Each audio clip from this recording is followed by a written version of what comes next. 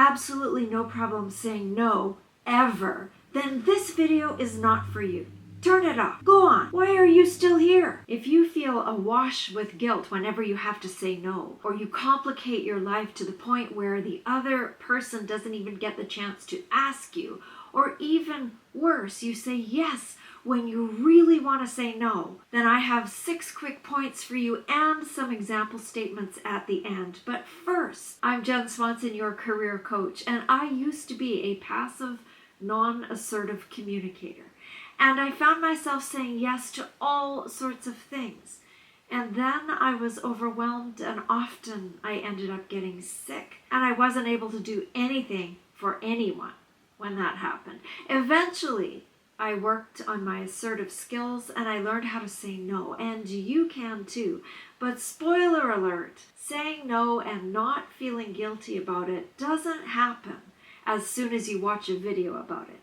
It takes intention and practice and consistency. One question to ask yourself is, whose expectations am I disappointing when I feel guilty about saying no? The person who's asking or my own? And if I'm disappointing myself by not meeting my own expectations, maybe I need to reevaluate my expectations. Those are a couple of questions for you to ponder as we jump into the 6 things to do when saying no.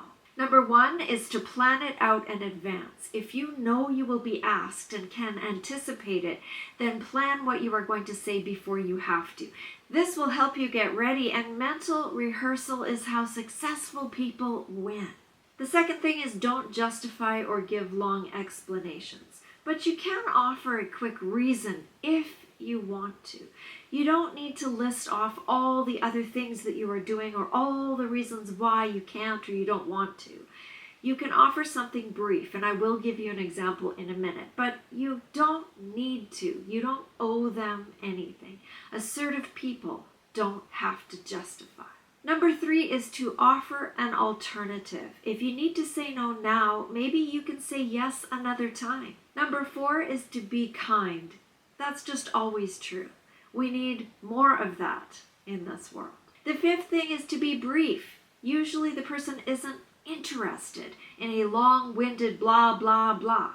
Be kind and be brief and move on. Number 6 is be open to possibility. Maybe your no is not forever, depending on what it is. Now, if someone was to offer me a plate of tofu, my no would be a forever no. Not only because I'm allergic to soy, but because, ew, examples. I'm honored or I'm flattered, but I can't. If I could clone myself, I would, but I've got to be somewhere else. I'm not available that evening, but could we find another time? Unfortunately, I'm already booked. My plate is already full, so I'm going to decline this time. Thank you, though. I appreciate you thinking of me. My energy levels aren't great right now, so I'm going to decline, but I'd like to do that another time. That's not really my thing. You have fun, though. Or, as Phoebe from Friends said, oh, that would be really nice, but I don't want to. Before you go running off to practice saying no to unsuspecting people in your life, click or tap the next screen to listen to an audio podcast about expectations versus reality. Take a listen if you want to learn more about how to manage expectations, yours or someone else's.